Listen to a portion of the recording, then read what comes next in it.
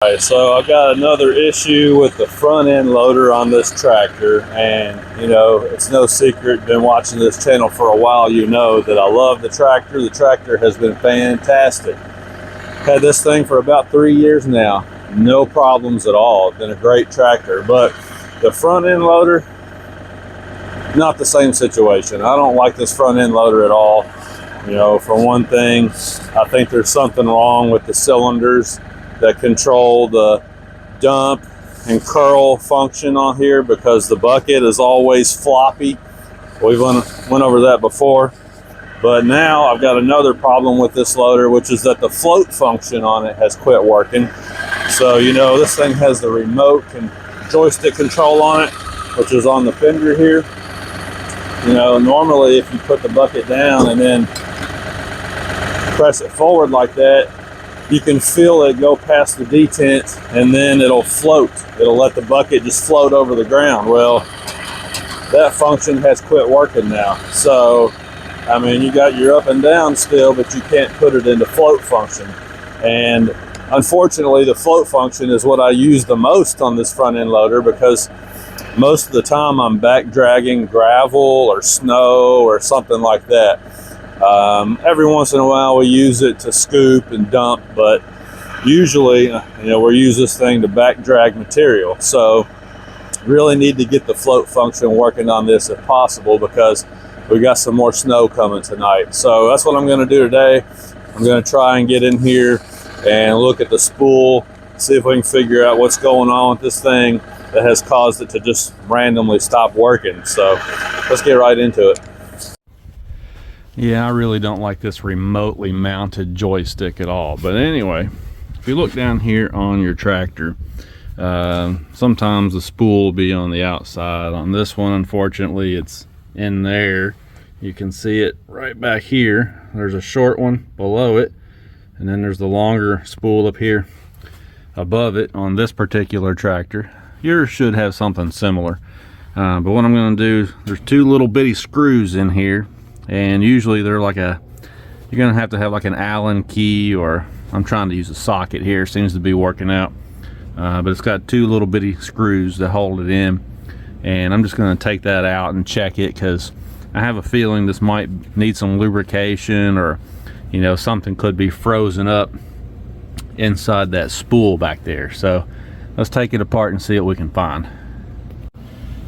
So I took the cap off, that big one, and man, it's hard to see on the camera as usual.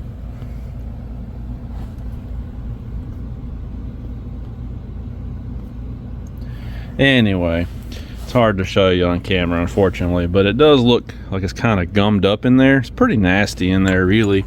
You can see that the spool there, so there's a spring in there, right? Man, camera's not cooperating.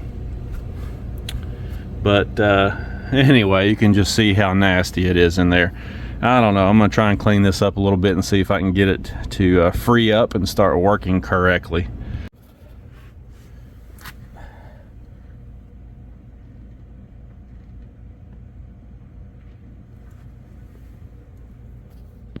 Well, I was hoping to be able to end this video a little bit differently, with the tractor repaired and working normally. Unfortunately, sometimes things just don't work out the way you want, and this is one of those times. So I took that spool cap off, and like I showed you, I went through there and just kind of figured out what I needed to do, or tried to figure out what I needed to do to get the thing to work properly again. And unfortunately, I just couldn't really figure out how that mechanism was supposed to work. This one is quite a bit different than a lot of them that you see, from what I understand. Just the way it's designed is kind of odd. You know, I tried to get some help from some other guys who've got some of these tractors, and sounds like the other brands do it differently. So I got my dad to look at it too, because he's a heavy equipment mechanic. He does hydraulic stuff all the time. So he looked at it and fiddled with it a little bit. Long story short, I think what we've come to is, after talking with the parts guy at the New Holland dealership and looking into this a little bit more, it seems like that what is going on here is New Holland has an updated part for this. So that spool valve cap and all that mechanism in there that makes the float function work on these loaders, it seems like that particular part has been heavily updated and redesigned as far as we can tell. And the guy is telling us that the list price on the new cap and spring is $400. So, you know, it's another one of those situations where the pricing is just insane on this stuff. So for the time being, the tractor is not repaired as far as the float function. Now the loader still works. We can still use the loader. So that's not a problem. We're just having to do without the float function until we decide that, you know, we're ready to spend $400 to get that function back. So it's kind of unfortunate, but that's what we've come up with. And, you know, like I said, I was hoping to be able to end this video in a different way, but sometimes it just doesn't go like that. So FYI, if you've got one of these New Holland Workmaster 35 or Workmaster 40 tractors, and you've got this model 140 TL loader on it, and you're having problems with your float function, you might want to look into this updated part number, because like I said, we've been told that that's the new fix for this problem. So I'm going to post the part number that he gave us, and you can check it out yourself if you're interested in it. If anybody does decide to buy this part before we do and put it on your tractor, let me know if it actually fixes it or not. I'd be interested to know if this is actually going to end up being a permanent fix. I would really like to get the float function going on this again, but right now, being December, you know, you got Christmas and the holidays and end of year taxes, and seems like it just never ends. There's a lot of money, you know, going out of your personal finances this time of the year. So it's just not a good time to spend $400 on a part for the tractor. But if you guys buy it and it works, let me know, and I appreciate it. So I guess that'll wrap up this video for now. And next time you see the tractor, I guess we'll be pushing some snow, because that's the time of the year that we're coming to here. So thanks for watching, guys. I do appreciate it. And if you got some other questions, you can drop them below. We'll talk to you later. All right, so I'm on the Messick's website.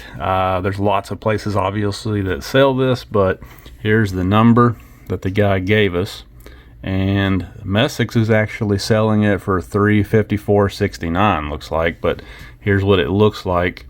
And again, you know, allegedly this is the part that you need to fix the float function on these New Holland loaders. So I don't know, it is what it is. But maybe when spring comes, you know, I'll buy one of these and just give it a whirl, see what happens. What do you guys think?